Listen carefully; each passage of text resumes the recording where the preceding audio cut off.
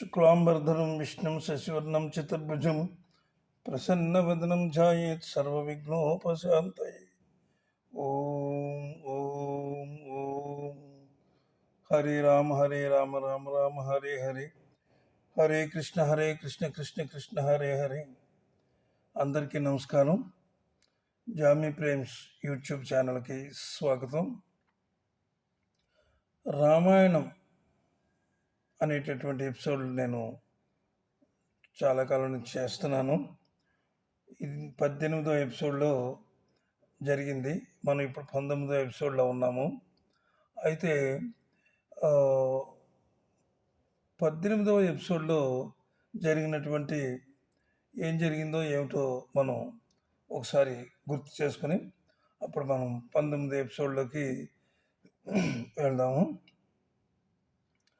రామపాద మహారాజు అంటే ఋష్యశృంగుడిని తీసుకురావాలి అనేటటువంటి ఒక ఆలోచనతో ఆయన ఏం చేశారంటే, రామపాద మహారాజు విభాండక ముని అంటే అరణ్యంలో ఆయన ఆశ్రమం ఉంది.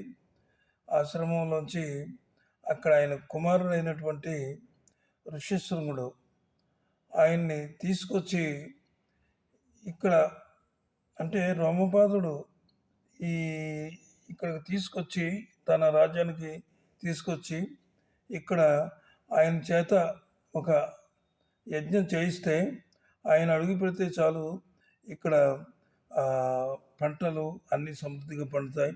అంటే ఇక్కడ ఈ రాజ్యంలో కరువు కాటకాలు బాగా నెలకొని పంటలు అన్నీ పండకుండా క్షామం ఇక్కడ ఎక్కువ క్షామంగా తయారైపోయింది. అది అందుకోసం అని చెప్పి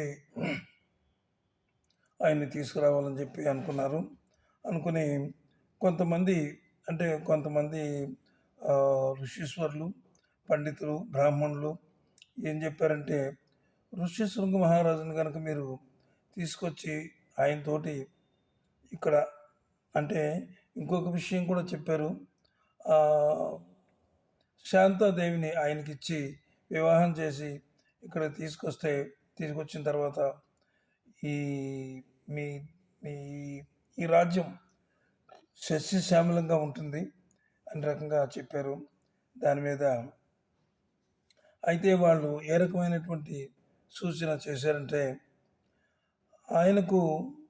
ఆయన రావాలంటే ఋష్యశృంగుడు రావాలంటే రాలేడు. ఎందుకంటే ఆయన్ను ఎన్నో కట్టుదిట్టాలతోటి విభాండక ముని ఆయన పెంచాడు అరణ్యంలో.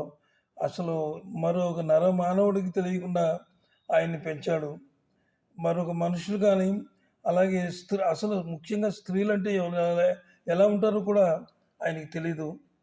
అలాంటి ఆయన మరి స్త్రీలపై ఆకర్షింపబడి మన రాజ్యానికి తీసుకురాగలిగితే మన రాజ్యం సస్యశ్యామలం అవుతుంది అని చెప్పి వాళ్ళు అంతా చెప్పారు. చెప్పిన తర్వాత దాని గురించి రామపాద మహర్షి ఏం చేశారంటే, కొంతమందిని అంటే వారు ఏం చెప్పారంటే, వేశ్యల్లో ఉన్నటువంటి అందగత్తెల్ని, సుందరీమణుల్ని, చాలా అపురూప సౌందర్యంగా ఉండేటువంటి వాళ్ళందరినీ తీసుకొచ్చి కనుక మీరు ఆయన దగ్గరకు పంపిస్తే వాళ్ళని ఆయన్ని ఆకర్షించిన తర్వాత మనకి ఇక్కడ రాగలుగుతారు అని ఈ విధంగా చెప్పారు. అయితే అప్పుడు ఏం చేశారంటే, ఆయన రాజ్యంలో నలుమూలల్లో ఉన్నటువంటి ఆ రాజ్యంలో నలుమూలల్లో ఉన్నటువంటి అందగత్తెల్ని, వేశ్యల్ని, ముఖ్యంగా వేశ్యలే కదా వాళ్ళని ఆకర్షించగలిగే వాళ్ళు అనేటటువంటిది వాళ్ళ యొక్క సూచన చేయడం వల్ల ఆ వేశ్యలందరినీ కూడా రప్పించిన తర్వాత ఈ విధంగా ఏంటంటే చేసిన తర్వాత ఆయన అందరూ వచ్చారు, నలుమూల నుంచి అందరూ వచ్చారు, సుందరీమణులందరినీ వాళ్ళందరినీ పిలిచి ఆయన మీకు అందరికీ ఒక ముఖ్యమైన విషయం చెప్తున్నాను నేను. మన దేశం, మన రాజ్యం కరువు కాటకాలతోటి నిలమైపోయింది, క్షామంతో ఉంది, ఎక్కడ చూసినా కరువు బీభత్సంగా ఉంది. కాబట్టి మనం ఒక బృహత్కరమైనటువంటి ఒక అద్భుతమైనటువంటి ఒక యజ్ఞం చేయించాలని ఒక మహారాజు చేత, అంటే మహారాజు కాదు ఆయన, ఒక ఋషిశృంగుడు, అంటే ఒక విభండక మహర్షి అని చెప్పి ఆయన కొడుకు ఆయన. ఆయన అరణ్యంలో ఉంటారు కాబట్టి మీరంతా వెళ్ళి అక్కడికి ఆయన్ని మీ ఆటపాటలతో, మీ యొక్క శృంగార భంగిమలతో ఆ, ఆయన్ని కనుక మీరు మీరు తీసుకురాగలిగితే మన దేశం సస్యశ్యామలం అవుతుంది అని వాళ్ళందరికీ పిలిచి చెప్పారు. ఇది మీరు ఇది నా ఆజ్ఞ అనుకోండి, ఇంకా విన్నపం కూడా అనుకోండి మీరు. ఎందుకంటే మీలోనే ఉంది, ఇప్పుడు మీ వల్లనే ఆయన ఇక్కడ రాగలుగుతాడు. ఇది మన రాజ్యానికి సంబంధించినటువంటి విషయం ఇది. పైగా ఈ రాజ్యం బాగుపడుతుందంటే మరి మీకు కూడా సంతోషమే కదా, మనందరికీ సంతోషమే కదా అనేటటువంటి పద్ధతిలో ఆ మహారాజు వారికి చెప్పాడనమాట.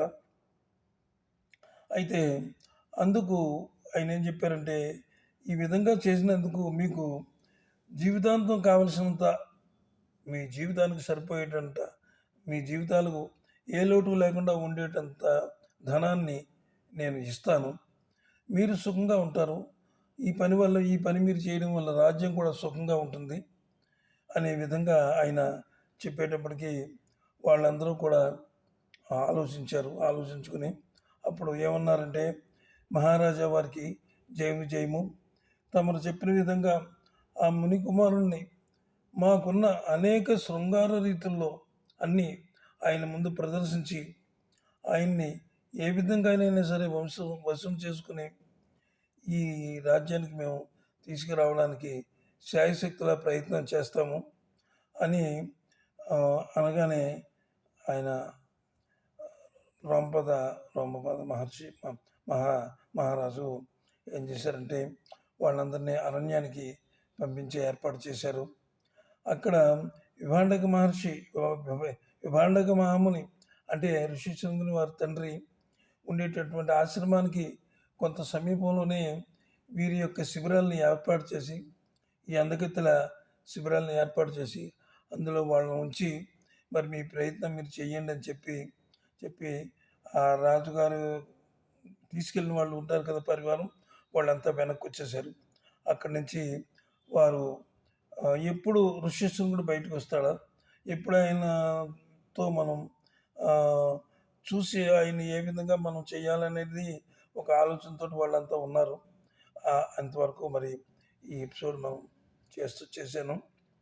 ఈ ఈ ఎపిసోడ్ తర్వాత ఏం జరిగిందనేది వాళ్ళు అంటే ఆ శిబిరానికి ఆయన వచ్చాడా ఋషశృంగుడు, ఏ విధంగా జరిగింది, ఆయన్ని ఏ విధంగా వాళ్ళు అందరూ కలిసి ఆయన్ని ఒక మంచి శృంగార పురుషుడిగా తయారు చేశారా, మరి తమ యొక్క రాజ్యానికి తీసుకొచ్చారా అనేటటువంటి విషయాలన్నీ కూడా మనం తర్వాత ఎపిసోడ్లో మనం చెప్పుకుందాం.